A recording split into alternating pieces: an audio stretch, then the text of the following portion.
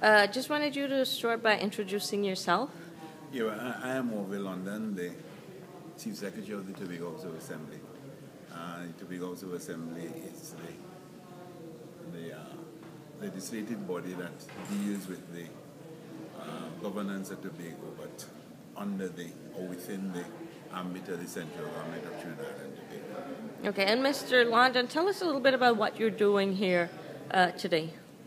All right, well, basically, we do have a secretary responsibility for tourism, Mr. Williams, who is here also. But I think you might know that Tobago is, like many of the Caribbean islands, highly dependent on tourism for its development. Some people even say survival. And I'm of the opinion that in some cases, even if we have meetings like the CTO meeting, a lot of the decision makers at the highest level don't get many of the nuances that might be evident at meetings like this. And consequently, they are not in a position to make the type of decisions and to make them quickly enough and to be committed enough to them to make a difference. Absolutely. Because I think that what we have at these CTO conferences, a lot of excellent ideas, a lot of commitment to collaboration and synergy and so on and so forth. But I don't think that there is the necessary follow-up at the highest levels. You see, I believe that there are different levels of decision making. And the people who come to CTO conferences, for the most part, can involve themselves in decision making at the operational level. But at the policy level, there is that disconnect. And I think that disconnect can only be dealt with if you have a situation where there is some conduit between what happens here and what happens at the decision-making tables. You recognize that it's not only that there are no, well, you're not going to find any leaders here, but I don't know how many ministers were here, and that to me is a little bit troubling.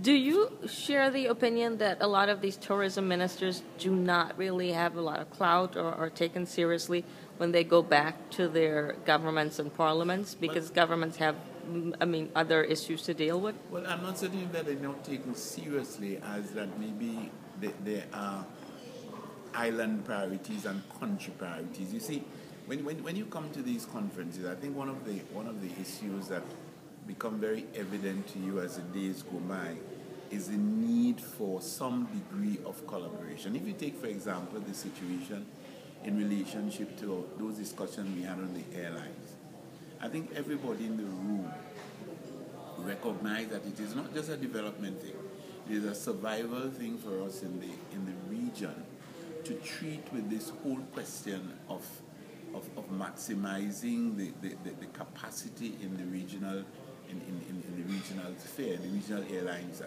sphere, and then placing ourselves in a position where we could facilitate collaboration among them rather than competition. Because if left to themselves, they're going to compete each other, they're going to take advantage of each other's weaknesses, and they're not going to make any effort to really try to support each other and strengthen each other, because a lot of these airlines are not just competing against each other, they're competing against other islands, just as the Caribbean itself. Now, how is that going to be done? And I'm saying that one of the opportunities that I think, I don't want to say we lost, but we didn't grasp, is sending a powerful signal to those who were not here about the level of commitment to certain specific actions and specific strategies. Like, for example, these meetings to me end, they just end.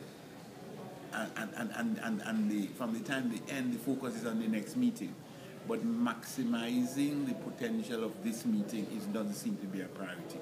Most meetings will end either with some resolutions or a general discussion where at least we can say, look, coming out of these meetings, these are the recommendations.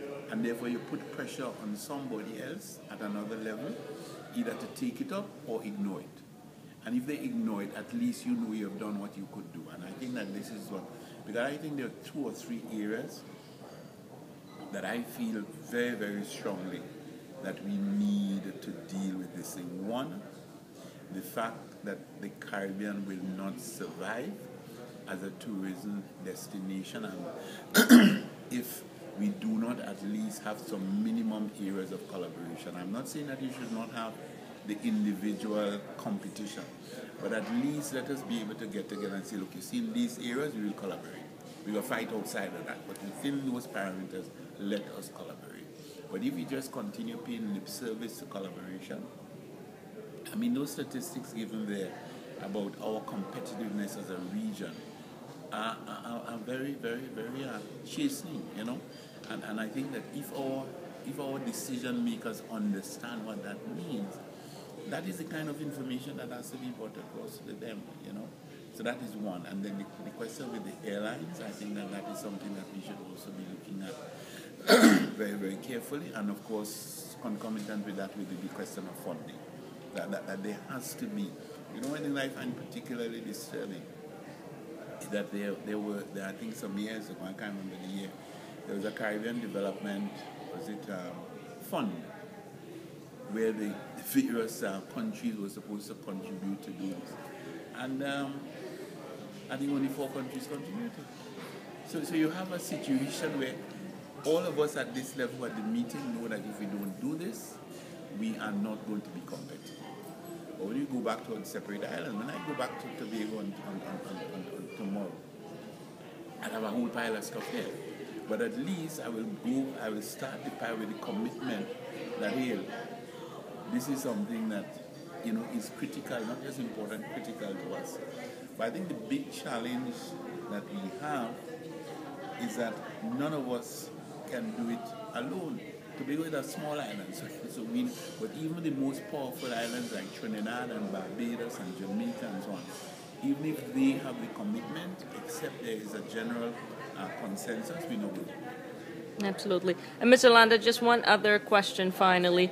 What do you think the state of the Caribbean tourism industry is right now? Well, I think we're into crunch time. Basically, this to me is at the crossroads. I think somebody made the point. It's not original, because we at a stage now where everybody's in the market.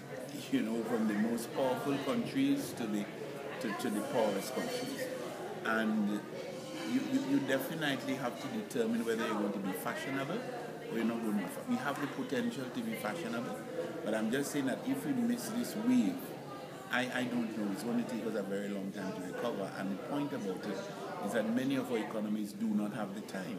They don't have the flexibility. They don't have the resilience. And therefore, there's really a need for us to make some very, very quick decisions and for us to collaborate in actualizing and operationalizing some of this. Absolutely. Thank you so much.